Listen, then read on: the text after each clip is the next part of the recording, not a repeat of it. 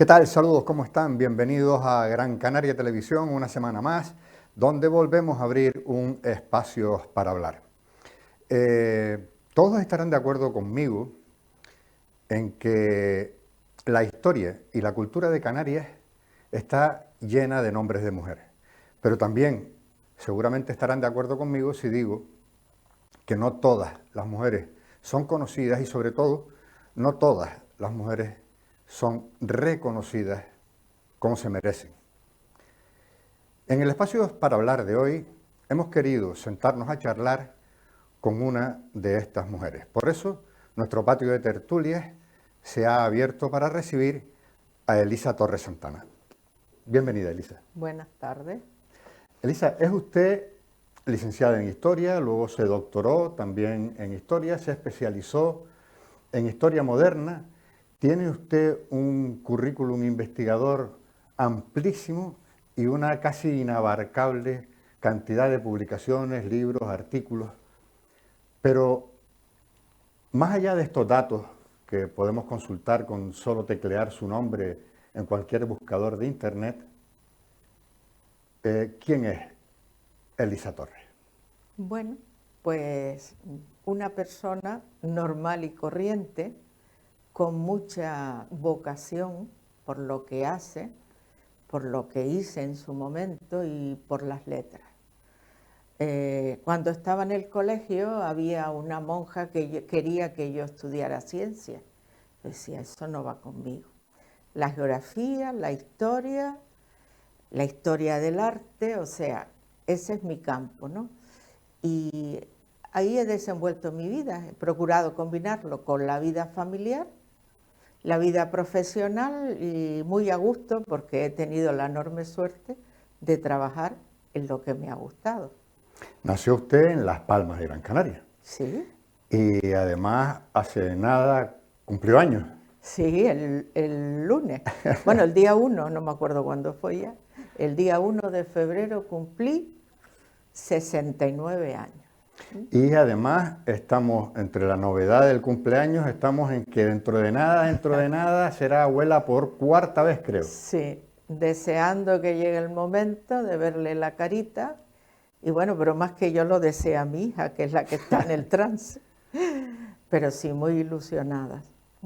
Bueno, como es obvio, cuando uno habla de sí mismo, pues no es objetivo. Por eso, para profundizar un poco más en conocer a nuestra invitada de hoy, Elisa Torres Santana, hemos querido preguntar a algunos de sus amigos. Me encontré con Elisa Torres al llegar a la Universidad de La Laguna como catedrático en el año 74, ya que ella compartía piso con dos compañeras más, una de ellas es actualmente mi cuñada. En 1994 colaboramos institucionalmente porque ella fue la que diseñó con gran proactividad e inteligencia cómo debía ser la biblioteca universitaria de la Universidad de Las Palmas de Gran Canaria. Demostró una gran actitud y una gran dedicación al trabajo. Pero en este caso nos interesa el perfil humano de mi amiga Elisa. Comencé a conocerla a través del grupo de Guayedra, un grupo de personas distintas que ha sufrido diversas metamorfosis y que está constituido con personas de diferentes perspectivas en cuanto a diferentes aspectos de la vida. Elisa es una persona que merece la pena conocer. No es una persona de primeras impresiones, se necesita tiempo para conocerlo, para que vaya escalando su personalidad, su dinamización de grupo, su rigor y seriedad, su enorme cultura, su compromiso con Canarias y el ser extraordinariamente amiga de sus amigos, que es un aspecto que hay que ganarse. Es una persona de carácter con guante blanco, con profundo e inteligente humor, que comparte, respetuosa y tolerante con las personas y que hace que las conversaciones entre el grupo de amigos sean muy fáciles y enriquecedoras. Elisa finalmente es generosa, humana y compasiva, muy próxima a los malos momentos por los que pasan sus amigos y de esto he sido testigo. Elisa también es una extraordinaria compañera de viajes, como hemos tenido ocasiones de comprobar, y me encanta ser su amigo porque sé que no me va a defraudar porque nos hemos ganado su amistad y confianza. Toda Don una Francisco Rubio. sorpresa, toda una sorpresa que no me esperaba. Hombre, agradezco muchísimo las palabras de Paco, ha sido exacto, hemos tardado en conocernos, porque a veces trabajas con las personas, pero claro, yo era un pinchito, digamos, en aquella gran cocina, y él era el chef, y la relación era de profesor-alumno, y en fin, yo aprendía mucho con él, ¿no? Y nunca llegamos a intimar, ¿no? Últimamente ya lleva 2 o 3 años que lo hemos hecho y estoy encantada. Lo quiero un montón, a él y a Esther, y ya forman parte de mi geografía hasta que me muera. De ese grupo que se llama Guayedra. Guayedra 26. Bueno, pues no solo nos contó cosas Francisco Rubio Royo, también nos las contó Beatriz González López Valcárcel. Hasta que llegó la pandemia, apenas la había tratado. Durante estos 2 años he tenido la oportunidad de ir conociéndola mejor. Primero, a través de las partidas de Trivial Online que jugábamos durante el confinamiento domiciliario en la primavera de 2020 y que tanto me ayudaron a sobrellevar el duro aislamiento en casa.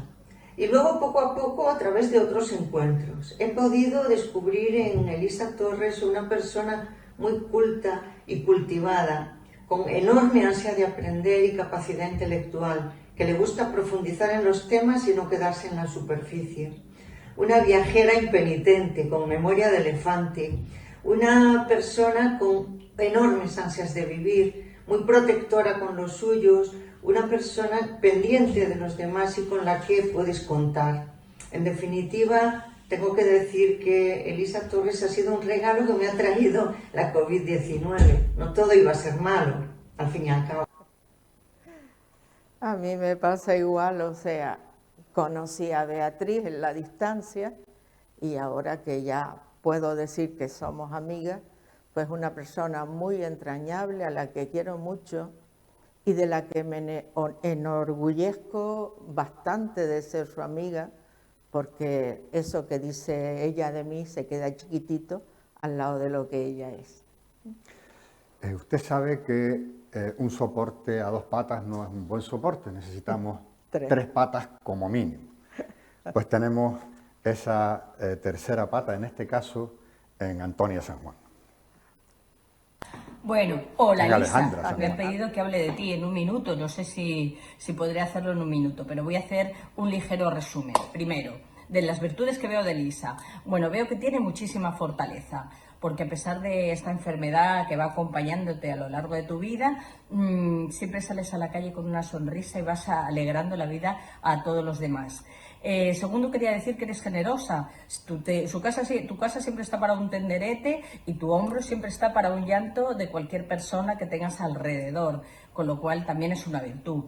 Eres humilde y sabia, porque a pesar de que eres una grande, siempre tienes esa humildad haciendo que el que está al lado se considere más grande que tú, con lo cual es una virtud también que pocas personas tienen. También quiero decir que eres perseverante, porque si quieres una meta, vas intentando llegar a esa meta por muchas dificultades que tengas a tu alrededor, y que eres una gran torera, porque en la plaza te arrimas al toro y toreas, es decir, dices las verdades, pero haciendo que la otra persona nunca se sienta mal, con lo cual eres una gran torera. ¿Qué cuestiones negativas veo? Pues realmente es que no veo ninguna, porque todo lo negativo, mi niña, lo vuelves positivo, creando esa atmósfera de hermandad entre todos los amigos que hace que te adoremos. 1000 besos, Elisa. La verdad que nada, ¿qué puedo decir? Son mis amigos, tengo esa enorme suerte y ¿por qué no me preguntas a mí por ellos? Porque yo podría decir lo mismo y más. Son sus amigos y precisamente es a ellos a los que hay que irles preguntando, porque obviamente, como han relatado en los vídeos, pues han ido conociéndose de a poquito, que es como se hacen los buenos pucheros, han ido conociéndose de a poquito y forjando esa amistad.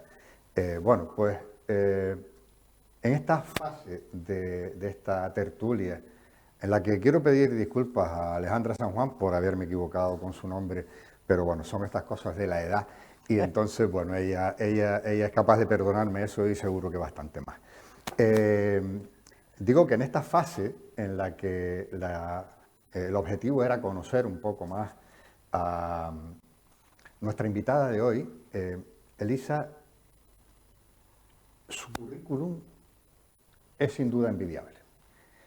Pero yo sé que aparte de ese currículum, usted tiene a gala otras cosas, más allá del aspecto académico y del aspecto docente, incluso investigador. Usted tiene a gala dos cosas en concreto: su canariedad, que ahora, si me lo permite, y que profundizaremos un poco en ese concepto, su canariedad y el haber sido maestra de maestros en la Escuela Universitaria de Magisterio.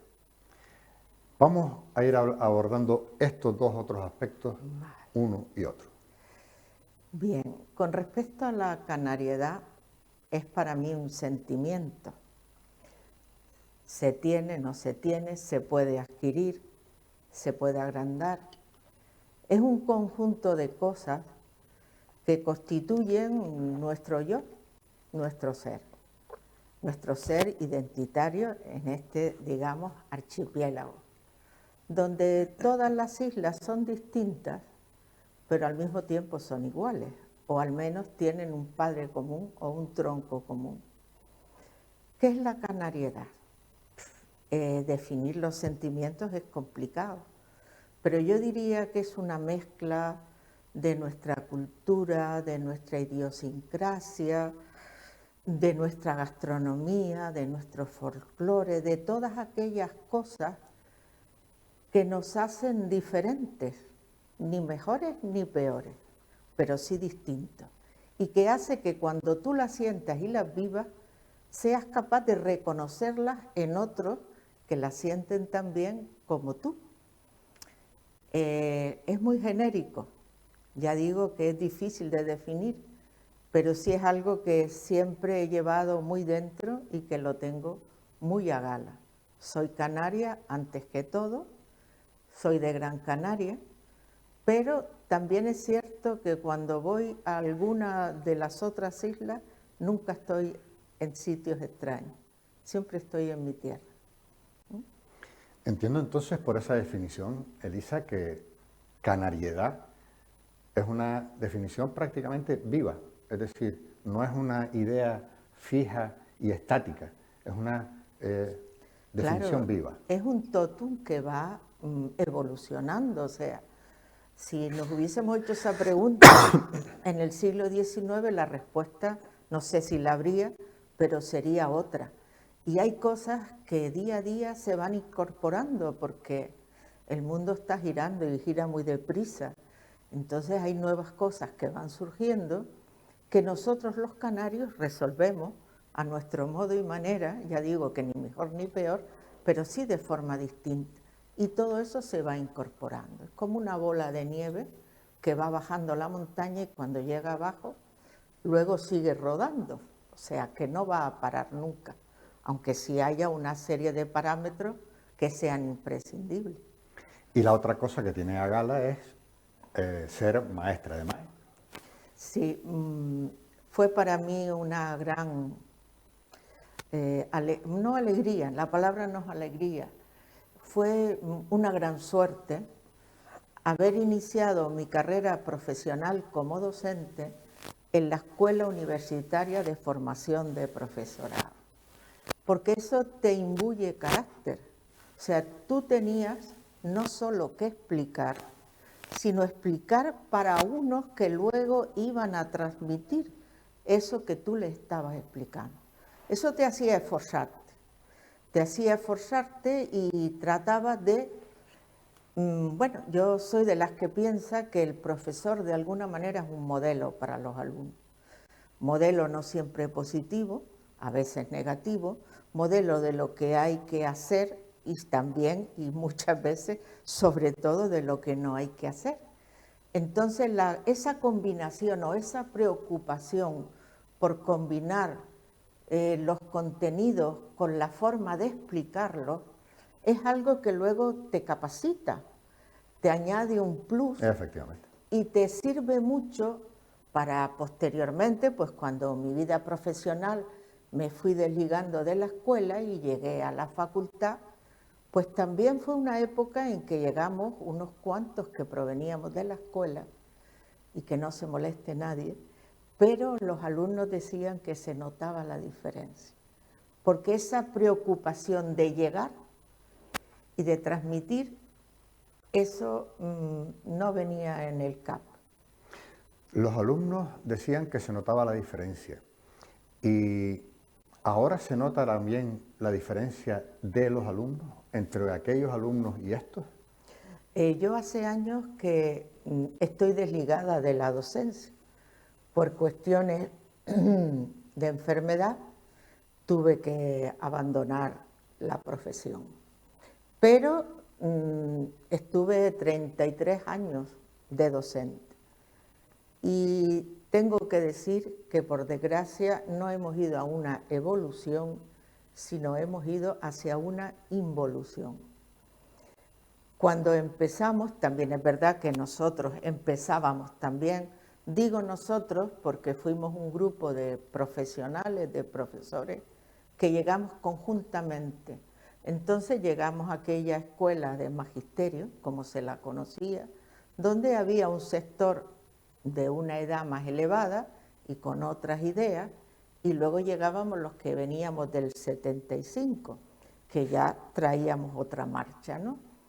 Y al principio hubo enfrentamientos, hubo luchas, y nos quemamos bastante en aquella batalla. Y muchos alumnos la dieron con nosotros. Aquello supuso un salto cualitativo muy grande en lo que era la escuela de magisterio.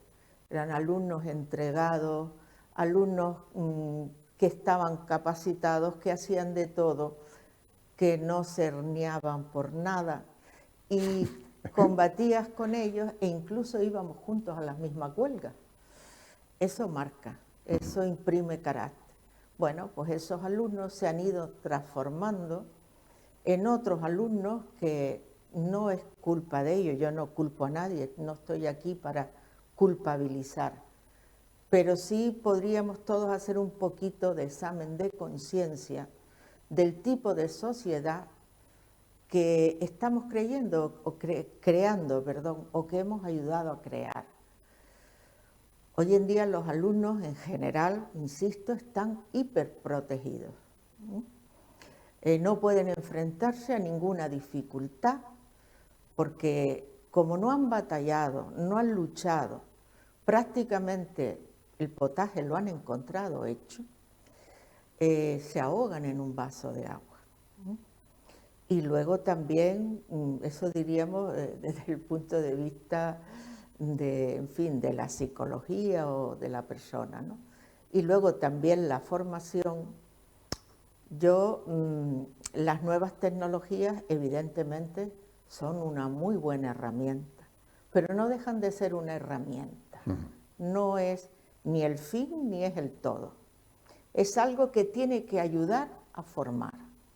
Pero lo que no se puede abandonar es la formación, la enseñanza, sus contenidos, aparte de otros valores que también han ido variando o desapareciendo y que son muy importantes en la enseñanza.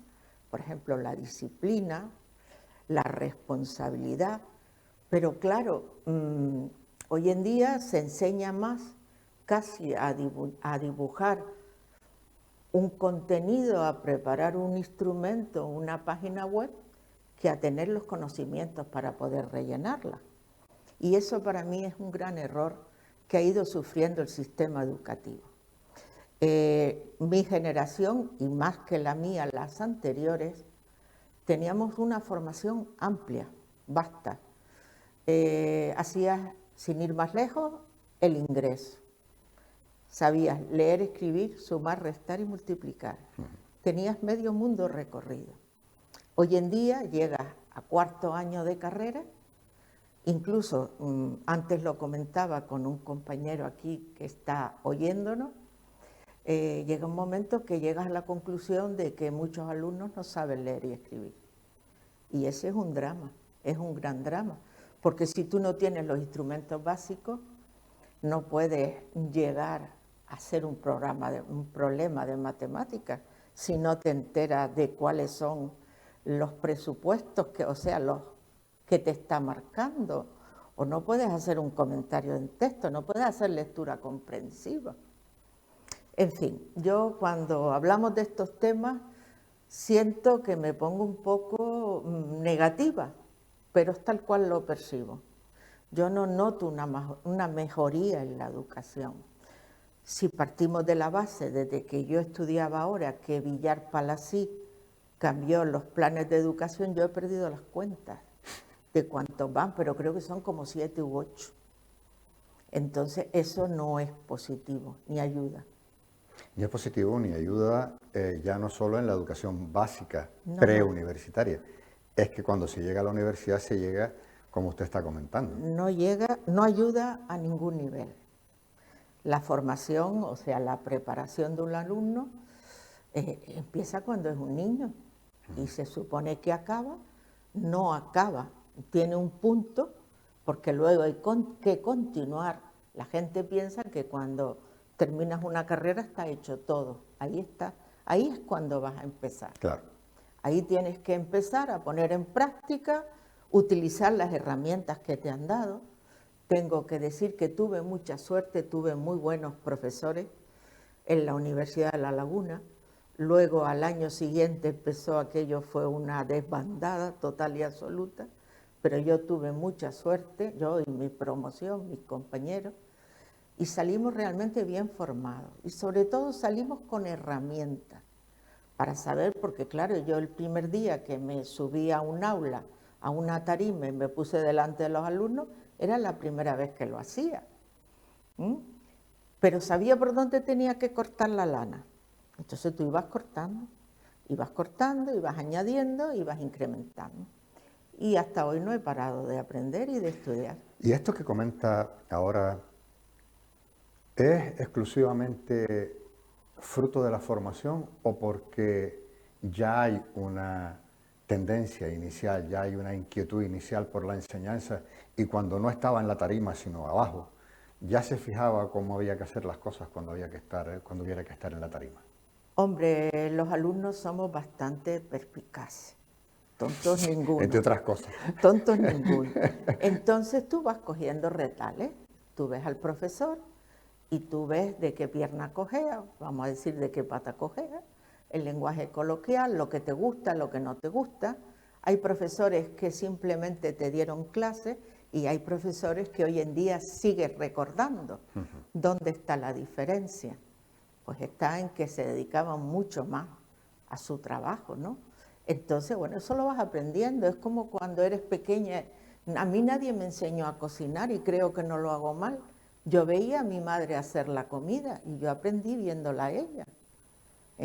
Los alumnos igual, los alumnos saben qué modelo o qué referencia tienen que tener y aunque haya mucho colegueo y mucha amistad con esos que se sienten más cercanos, al final ellos terminan valorando más a los que más les exigieron, porque aprendieron mucho más.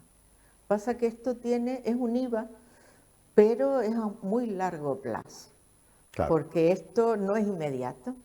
Van pasando los años, tú vas por la calle, te reconocen, te vienen, te hablan, te dicen, ay, qué bien, eso te gratifica un montón, pero tienes que esperar, no es inmediato.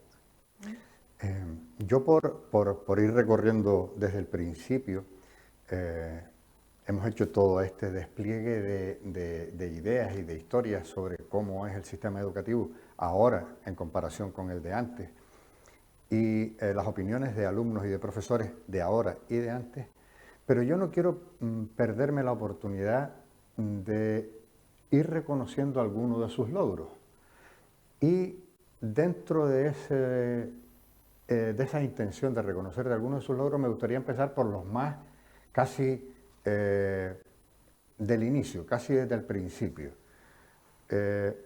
Como decíamos al principio de la conversación de esta tertulia, usted se hizo doctora en historia.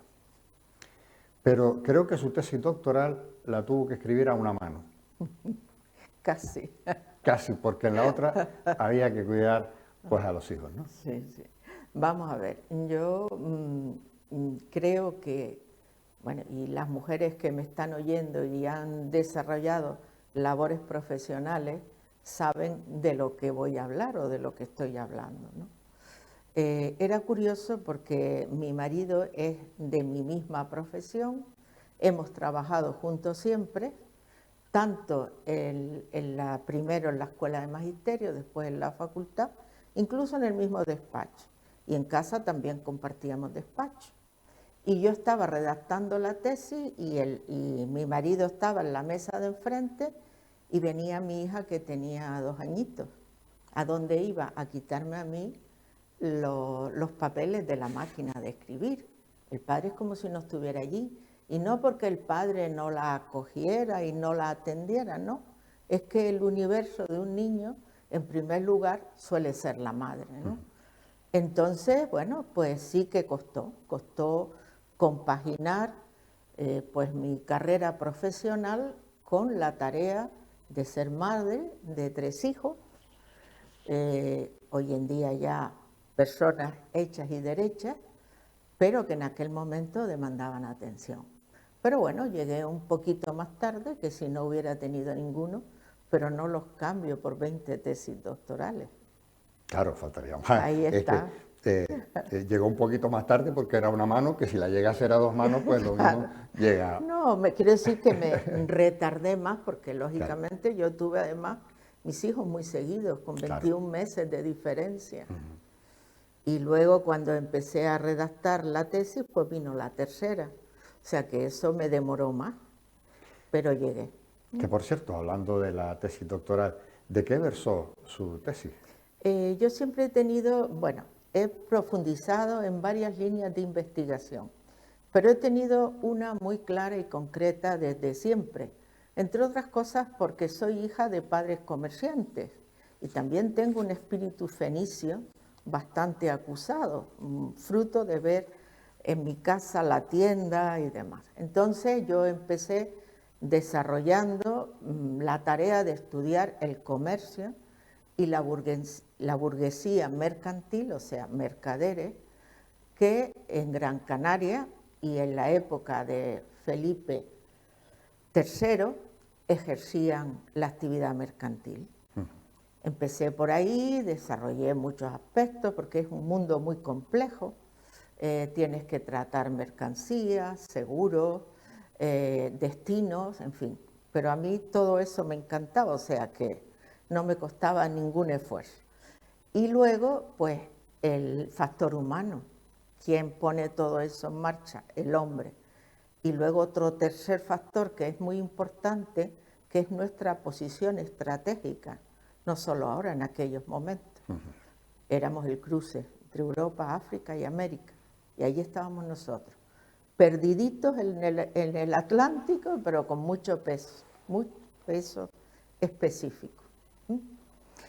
Y luego también he trabajado bastante el tema de la esclavitud, de la mujer esclava, del hombre. Eso lo he hecho en colaboraciones tanto con el profesor Lobo como con Ramón López Caneda, hicimos varias cosas conjuntamente. El mundo de la ilegitimidad, expósitos ilegítimos, esclavos, en definitiva, hoy diríamos no el lumpen, pero los sectores más bajos de la sociedad de aquellos momentos, que no tenían ni consideración social, pero que todos ellos tenían un papel muy importante. Siempre me ha atraído por eso y también he trabajado el mundo de la mujer. De alguna manera, pues hice un trabajo que fue bastante ponderado sobre la marquesa de Lanzarote, que se hizo cargo del vamos, del negocio, vamos a llamarlo así, familiar, cuando él fallece, y que era mucho más ejecutiva y mucho más activa que lo que era el propio Marqués. O sea que ahí abrí un camino que ya estaba trillado en muchos sitios, pero que aquí era menos conocido. En fin, he hecho lo que he podido y como he podido, pero básicamente me he movido en esos ítems.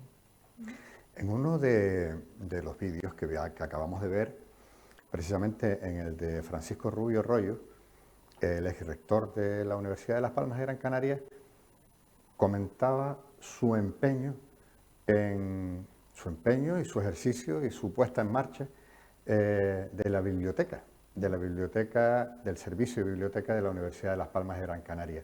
¿Eso fue un empeño porque se lo encontró como y lo dejó como?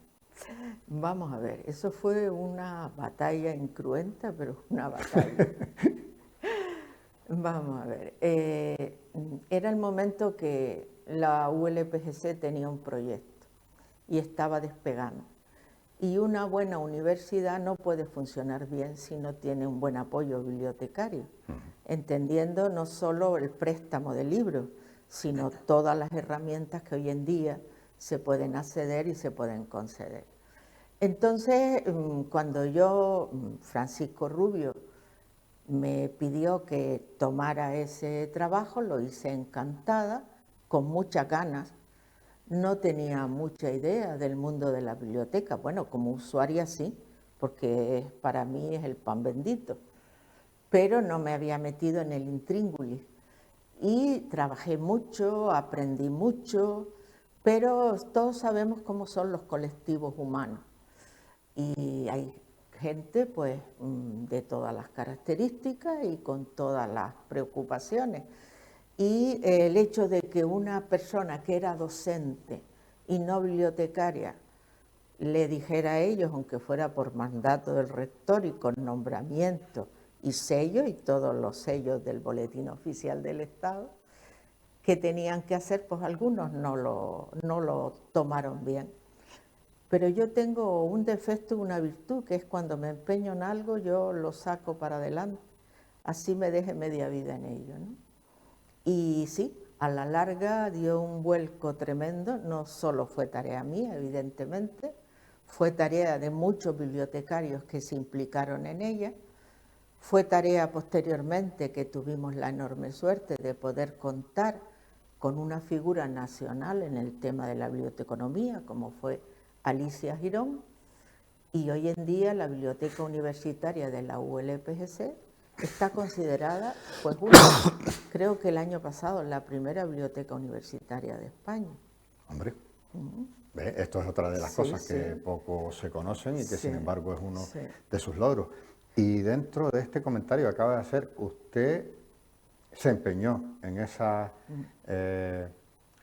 voy a entrecomillarlo, cabezonería con la que le pone a las cosas, en traerse precisamente a Alicia Girón, que en entonces era o había dejado de ser la directora de la Hemeroteca Nacional, creo. De la Biblioteca. De la Biblioteca Nacional. Alicia Girón era una mujer cercana al PC en aquellos momentos. Llegó a ser directora por méritos propios, no políticos, de la Biblioteca Nacional, de donde sí salió por motivos políticos, porque firmó un manifiesto contra la guerra de Irak, en fin, cuando George Bush padre, y no se lo perdonaron. Vale. Entonces ella estuvo en diferentes puestos, y cuando yo fui a entrevistarme con ella era la directora de las bibliotecas públicas de la Comunidad de Madrid. Bueno, aquello fue como un amor a primera vista. Yo para ella significaba alejarse de algo que todavía era doloroso, y para mí fue como si los cielos se me abrieran, ¿no? Y tuve la enorme suerte, vino para acá, y ya a partir de ahí, ya yo en un año o dos, ya yo dije, aquí ya no pinto nada, y me fui. Y siguiendo un poco con los logros, yo por seguir viendo cuáles son, ¿Qué tiene que ver Elisa Torres con los cursos de orientación universitaria? Pues lo mismo, compaginaba una tarea con la otra. Fue también muy interesante, me permitió conocer a mucha gente interesante, que siempre es lo bueno que sacas de estas cosas. Trabajé muchísimo, aquí no tenía obstáculos, pero sí es verdad que nunca sabían cómo organizado y reglado, y esa tarea me tocó a mí. Y bueno, y estoy muy satisfecha, dado que además, ahí ya digo, no tuve problemas de enfrentamiento, sino era simplemente echar a rodar una maquinaria, ¿no? Y llegaron a organizarse cursos muy interesantes. Me acuerdo en el año, creo que era 95, traje a Samuel Hadass, que había sido embajador israelí en España. Vino también una persona de la autoridad, un personaje de la autoridad palestina. Tuvimos unos cursos que tuvieron un éxito tremendo, organizados con el Instituto de Estudios Hebraicos de la Universidad de Alcalá de Henares. Había unos cursos extraordinarios del profesor Calvet, que hoy es una autoridad mundial en la materia. También los organizábamos, bueno, lo organizaba él. Yo era quien le facilitaba la labor, digamos, administrativa. Bueno, se hicieron muchas cosas y guardo muy buen recuerdo de aquello. Quienes la conocen suelen decir que muchos de sus trabajos y de sus investigaciones han sido pioneros y que han abierto algunos caminos en esto de la historia de Canarias. ¿Usted qué opina de esto que cuentan quienes la conocen? Bueno, si son buenos conocidos, hablarán mejor, evidentemente, y si no, pues eso no me lo vas a contar o no me lo va a contar usted. Es verdad que en aquella época éramos pocos los que nos dedicábamos a estas cosas. La Universidad de La Laguna sí tenía una trayectoria anterior, pero en la Universidad de Las Palmas surge la parte de letras, digamos, de humanidades, en el año 89. Entonces nosotros estábamos todavía pletóricos, en plena fase de creación, veníamos con muchas ganas, pero yo creo recordar que cuando estábamos en la Escuela de Magisterio había dos personas que hacíamos la tesis doctoral, una era mi marido y otra era yo. Después, claro, llegamos a la facultad cuando el colegio, el colegio universitario pasó a depender de la Universidad de La Laguna y nosotros ya estábamos dotados de, bueno, ya teníamos el doctorado. Otros compañeros tuvieron que empezar desde mucho más atrás. Pioneros no sé, pero sí es verdad que abrimos caminos en el sentido que llegábamos antes. Entonces, hay cosas que sí, antes le hablaba del trabajo de Lanzarote. También es verdad que me puse a trabajar sobre las islas, no las capitalinas, y tampoco eran muy conocidas, no había mucho trabajo sobre ellas. Hoy sí, no por mí, sino porque también hay coloquios de historia de Lanzarote y Fuerteventura que han abierto ya las puertas de una manera extraordinaria, ¿no? Pero ya digo, quizás por cronología, quizás porque estábamos en aquel momento, pues sí, tuvimos esa posibilidad y yo creo que no la desaprovechamos. Elisa, en una conversación que mantuvimos, usted quería explicarme el origen del nombre de la caldera de Bandama. Yo en ese momento le pedí que no lo hiciera para que pudiera hacerlo hoy aquí y sorprenderme con nuestros telespectadores mientras nos lo cuenta. ¿Cuál es el origen de la caldera de Bandama? Que a lo mejor es dentro de esos otros logros esa investigación. Vamos a ver, eso fue una cosa, digamos que el investigar es tener la documentación, evidentemente, pero luego también plantarse en ella, pero proyectarse, ¿no? No te puedes quedar solo con lo que dicen los documentos. Entonces, pues yo estaba haciendo la tesis doctoral, que versaba sobre el comercio en las Canarias Orientales en tiempos de Felipe III y la burguesía mercantil. Entonces yo continuamente me daba de bruces en la documentación con un personaje que me atrajo muchísimo, porque ya cuando te metes en esta dinámica es como si fuera vecino tuyo, hasta sueñas con él, ¿no? Y era Daniel Van Damme, era un mercader de Amberes, de origen flamenco, que estaba establecido aquí en Gran Canaria y que era un personaje que comerciaba con las Indias, con África, con Europa. Él no tenía, no tenía barreras. Y era además dueño de la caldera de Bandama, donde tenía plantados sus vides. En el fondo de la caldera todavía hay restos de esa, en fin, de ese... ¿De aquellos cultivos? Sí, de los cultivos, pero también del lagar. Y empecé a atar cabos. Digo, pues esto es la caldera de Bandama, Bandam en flamenco. Y efectivamente así era. El problema era que, bueno, el problema no, la ciencia avanza porque se descubren cosas nuevas. Cada cual en su momento hace lo que tiene, con lo que tiene, lo que puede, ¿no? Juan Delgado, que era un lingüista muy renombrado en el archipiélago, profesor de La Laguna, había dicho que la caldera de Bandama venía de un topónimo aborigen. Y no, la caldera de Bandama viene porque su dueño era Daniel Van Damme. Es una pequeña aportación y posiblemente dirá a la gente, ¿y esto para qué sirve? Bueno, pues simplemente para conocer nuestra historia. Para conocer nuestra historia e incluso para generar debate que se habrá generado entre los defensores de una idea y los de otra. No lo hubo porque es algo tan evidente que no, además don Juan en esa época había fallecido y yo simplemente lo que hice fue pues añadir este puntito de conocimiento, esta poquita cosa. Usted antes nos comentaba, Elisa, que siempre ha sido incluso dentro de sus propias investigaciones, una defensora activa de la figura de la mujer en la sociedad. Pero voy a meter un poco el dedo en la llaga. Paradójicamente, siendo una defensora activa de la figura de la mujer en la sociedad, paradójicamente, lo que usted ha conseguido como mujer intelectual ha sido en muchas ocasiones a costa de sí misma. Sí, todo trabajo, digamos, en profundidad, siempre tiene un coste, en lo personal, en lo anímico, a veces para bien, a veces para mal.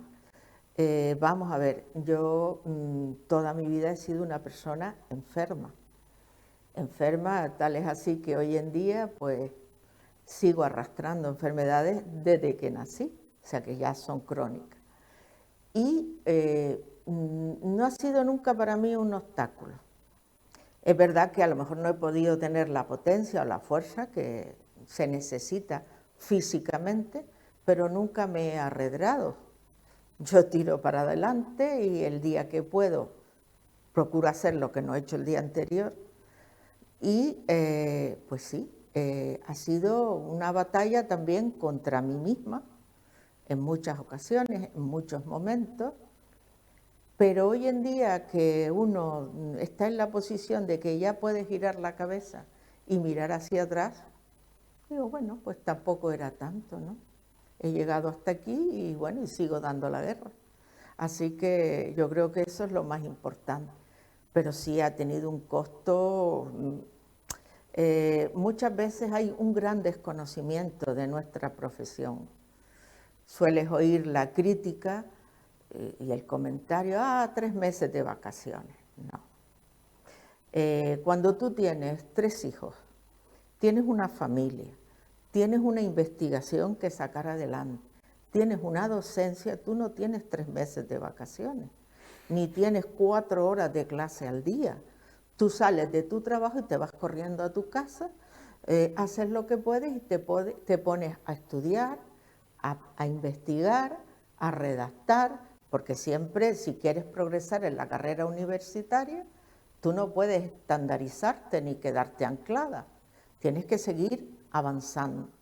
Y eso tiene un coste tremendo. Yo, muchos años de mi vida, es que no iba ni al cine, ni a tomar un café con amigas, es que no tenía, solo tenía profesión y familia. Hoy en día me estoy desquitando bastante, dicho sea de paso. Pero en aquella época es cierto que solo trabajaba.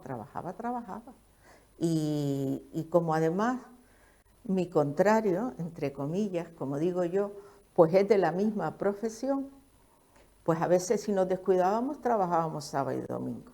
Hasta que ya dijimos, no, tenemos 2 hijos, ellos no tienen la culpa. Y ya nos dedicamos los sábados y domingos a pasear, a salir, y luego el domingo por la noche había que sentarse otra vez, pero ya era distinto, ¿no? Y en épocas de oposiciones, de tesis y tal, ya no había tampoco sábados y domingos. Y así fueron muchos años. O sea que el que quiere celeste, que le cueste, ¿no? Decía usted ahora que tal vez desde fuera el mundo de la docencia se ve, como decía, 3 meses de vacaciones. Pero si miramos desde dentro el mundo de la universidad concretamente, es un tanto florentino. Un tanto mucho. Vamos a ver.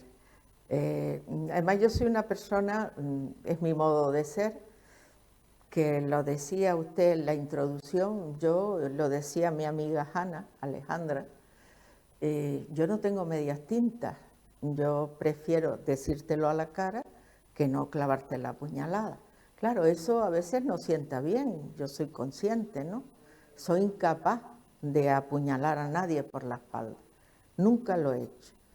Lo puedo tener a gala, ahora por delante todo lo que haga falta, ¿no? Eso no se lleva bien. No se lleva bien tampoco, yo soy una persona guerrillera, si me puedo calificar de alguna manera, diría que con carácter y guerrillera, que me enfrento a todos y a todo. Y luego también, por ese lado, con un componente femenino y feminista, pero no, y no quiero entrar en ese charco, no feminista de la de ahora, feminista de mi generación. Con cabeza. Bueno, eso lo ha dicho usted, no yo. Quiero decir que hoy veo determinadas cosas y a mí me suenan a música celestial, por decirlo de alguna manera, ¿no? Porque yo he luchado, he estado en muchas batallas con mis compañeros en la facultad, en el trabajo y tal, y yo nunca he separado al hombre de la mujer. Creo que es absurdo. Pero es que no es la finalidad del feminismo. Exacto, además. Si yo consigo algo, quiero que lo consigan conmigo. Y eso me va a ayudar a mí también a conseguir más. Entonces yo estos comportamientos hoy en día tan excluyentes, yo no los, vamos, no comulgo en absoluto con ellos. Ya por ir terminando, yo sé de 2 de sus grandes aficiones. Por un lado, es usted una gran crucerista que tiene, es usted una gran crucerista que tiene 2 cruceros pendientes, ¿verdad? Uno, el Nilo, el Nilo no, el Rin y el Danubio, porque el Nilo sí que lo ha hecho, ¿no? Sí, he hecho varios cruceros. Me gusta mucho el crucero, evidentemente, porque es una vida muy llevadera, muy cómoda, te lo dan todo hecho, no ves las cosas con la misma intensidad, pero yo no soy racista en el sentido que a mí, con tal de que sea un viaje, me da igual si voy caminando en coche o en crucero. Me encanta viajar, creo que es otra de las mejores maneras de aprender y disfruto muchísimo haciéndolo. Entonces no soy racista. Bueno, y en eso de que le gustan mucho los viajes, además es campista. Le encantan los campings, pero los campings tradicionales, de aquellos del Land Rover con los cacharros colgando. No, eso ya pasó la historia. En esta vida todo tiene una edad. Se hizo durante más de 10 años con los niños pequeños. Acampábamos cuando Fuerteventura, la Costa Esmeralda no era lo que es ahora, en una playa para nosotros solos con los amigos, y fueron una etapa maravillosa, pero ya hoy en día si yo me tumbo en la arena, no me En levanto. un Land Rover de aquello de los 80 ya no. Sí, que nos paró una vez la Guardia Civil porque iban los colchones, los calderos, y encima iba adelante un amigo nuestro, yo con mi hija pequeñita y mi marido conduciendo. Nos podía haber fundido con la multa. Sin embargo, se acercó y me dijo, bueno, ¿cabe alguien más? Y nos dejó seguir, porque íbamos a tope.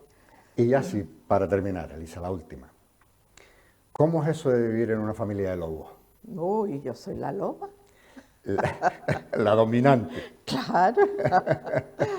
Hombre, yo encantada. Tengo una familia maravillosa, con mucho temperamento, igual que yo, no podía ser de otra manera, porque los hijos de gatos cazan ratones. Y no tenemos problema tampoco para decirnos las cosas. Nos enfadamos muchas veces, nos reconciliamos otras tantas, pero muy entretenido, es un tour de force permanente. Una auténtica familia de lobos. Sí, sí, pero yo no me arredro lo más mínimo. Pues Elisa Torres Santana, muchas gracias por haber venido ya a nuestro patio de tertulias aquí en Espacios para Hablar. Muchas gracias por demostrarnos que se puede ser como se quiera, pero siempre con las cosas claras y hacia adelante. No hay límites que paren a aquellas personas que tienen las cosas claras, por ser una defensora de los derechos de la mujer, por ser una canaria que presume de serlo y sobre todo por ser y considerarse maestra de maestros, que eso tiene un punto romántico que es tremendamente bonito y tremendamente transmisible como ejemplo. Muchas gracias por haber querido venir. Gracias a ti o a ustedes por haberme invitado. Me he sentido muy a gusto. Y a ustedes, señoras y señores, antes de despedirnos, quiero dar también las gracias a quienes participaron de estos vídeos con los que hemos charlado con nuestra invitada de hoy, Beatriz González López Barcárcel, Alejandra San Juan y Francisco Rubio Rollo. A todos ellos muchas gracias por haber participado, como digo, con esos vídeos autofilmados, y a ustedes, como siempre les digo también, muchas gracias por dejarnos entrar en sus hogares cada semana para poderles ofrecer estos programas que hacemos aquí en Espacios para Hablar, que son del interés de espectadores como ustedes. Así que hasta la próxima semana.